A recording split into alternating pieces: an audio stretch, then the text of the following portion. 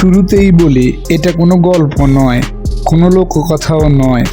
এটি আজকের বাস্তবতা, যেখানে নীল সমুদ্রের শান্ত ঢেউয়ের নিচে গুঞ্জন করেছে শক্তির রাজনীতি, অর্থনীতির খেলা আর যুদ্ধের গন্ধ। এই সমুদ্রের নাম ক্যারিবিয়ান সাগর। পর্যটকদের কাছে এটি স্বর্গ, কিন্তু এখন এই স্বর্গই ফিরেছে যুদ্ধের প্রতিধ্বনি। আমেরিকার যুদ্ধ জাহাজ ভাসছে সেই নীল জলে, ভেনেজুয়েলা প্রস্তুত করছে সৈন্য, আর মাঝখানে লুকিয়ে আছে তেলের পাহাড়, পৃথিবীর সবচেয়ে বড় শক্তি উৎস। আজকের এই ভিডিওতে আমরা উন্মোচন করব কেন এই নীরব জলরাশির নিচে তৈরি হচ্ছে পৃথিবীর নতুন রাজনৈতিক ভূকম্পন। গত কয়েক সপ্তাহ আগে ক্যারিবিয়ান সাগরে যা ঘটেছে তা ইতিহাসের নতুন অধ্যায়ের সূচনা হতে পারে। মার্কিন যুদ্ধজাহাজ একাধিক অভিযান চালিয়েছে। তারা দাবি করেছে নরকি পাচারকারীদের নৌকা ধ্বংস করেছে, কিন্তু প্রতিক্রিয়ায় ভেনেজুয়েলা ঘোষণা করে এটি আমাদের সার্বভৌমত্বের হস্তক্ষেপ। আর সেই সঙ্গে মাদুরো ঘোষণা দেন 228টি ব্যাটেল ফ্রন্ট। এটা কি কেবল সীমান্তের উত্তেজনা, না এটি এক নতুন ভূরাজনৈতিক সংঘাতের সূচনা, যার কেন্দ্রে আছে তিনটে জিনিস: ভূগোল, তেল এবং ইতিহাস। ক্যারিবিয়ান সাগর মানচিত্রে ছোট্ট মনে হলেও পৃথিবীর বাণিজ্য ও সামরিক নেটওয়ার্কের এর অবস্থান বিশাল। ফ্লোরিডা শহর থেকে মাত্র কয়েক কিলোমিটার দক্ষিণে এই সাগর সংযুক্ত করেছে উত্তর ও দক্ষিণ আমেরিকার বাণিজ্য পথ। এখানেই রয়েছে পানামা খাল, আটলান্টিক ও প্রশান্ত মহাসাগরের যুক্ত করার একমাত্র দরজা। প্রতিদিন হাজার হাজার জাহাজ এই পথ দিয়ে চলে এবং বিশ্বের 1/3 বাণিজ্য এই অঞ্চলের মাধ্যমেই পরিচালিত হয়। এই পথ নিয়ন্ত্রণ মানে অর্থনীতির শ্বাস প্রশ্বাস নিয়ন্ত্রণ করা।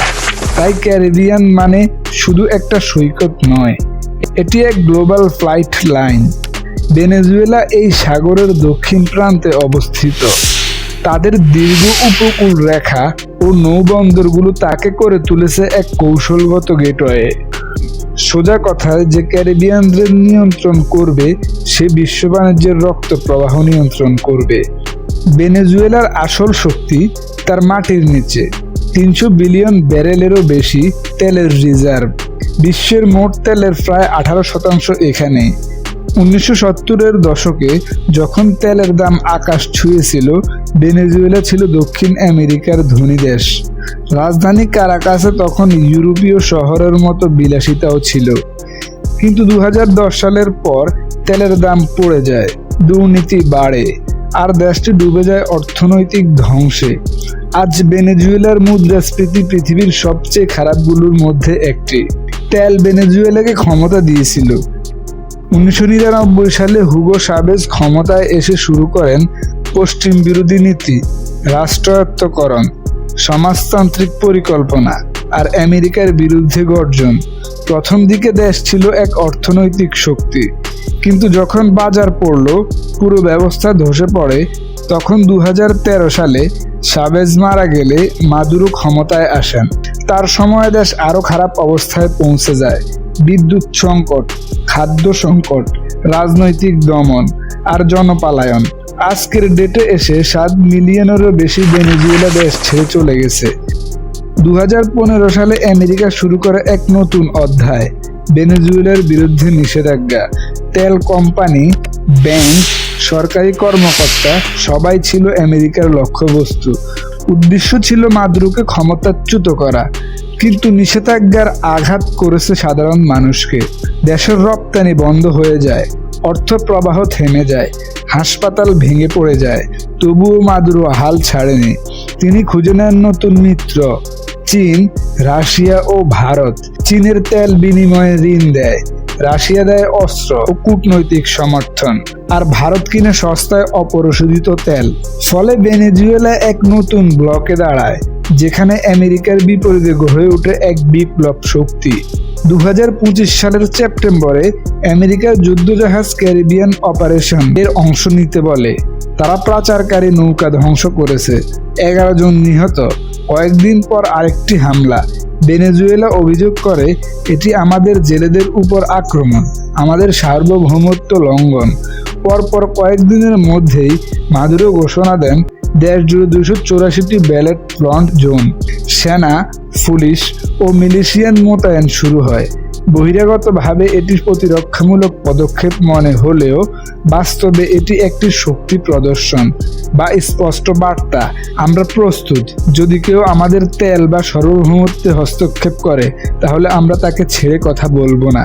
ক্যারিবিয়ান ও পানামা খাল যুক্তরাষ্ট্রের বাণিজ্যের হৃৎপিণ্ড। এই পথ সুরক্ষা না থাকলে আমেরিকার অর্থনীতি থমকে যাবে। দ্বিতীয়ত, তেলের প্রবেশাধিকার। ভেনেজুয়েলার তেলের সরাসরি এক্সাম মানে মধ্যপ্রাচ্যের উপর নির্ভরশীলতা কমানো। এটি আমেরিকার জ্বালানি নিরাপত্তার জন্য এক বিশাল আকর্ষণ। তৃতীয়ত, মনোরা ডক্ট্রিন। 1823 সালে ঘোষণা করা এই নীতির বলা হয়, আমেরিকার মহাদেশে কোনো বিদেশি শক্তির হস্তক্ষেপ মেনে নেওয়া হবে না। আজ যখন চীন ও রাশিয়া ভেনেজুয়েলায় সক্রিয়, আমেরিকা সেটিকে এক লাল সিগন্যাল হিসেবেই দেখছে। সুতরাং এই ঝুঁকি রাজনৈতিক নয়, কৌশলগত।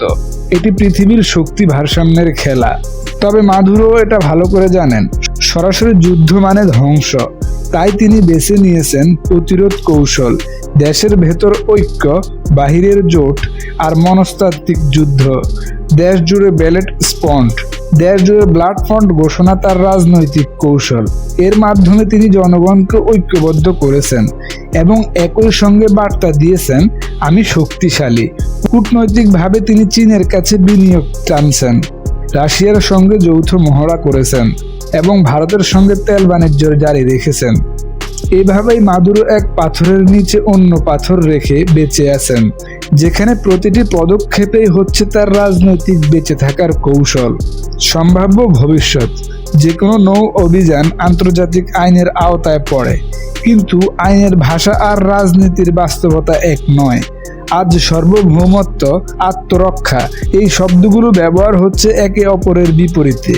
সত্য কোথায় তা খুঁজে বের করা মিডিয়া ভূমিকা অত্যন্ত গুরুত্বপূর্ণ। যদি সংবাদ যাচাই না হয় তাহলে এই মুহূর্তে যুদ্ধ শুরু হতে পারে ভুল তথ্যের ভিত্তিতে।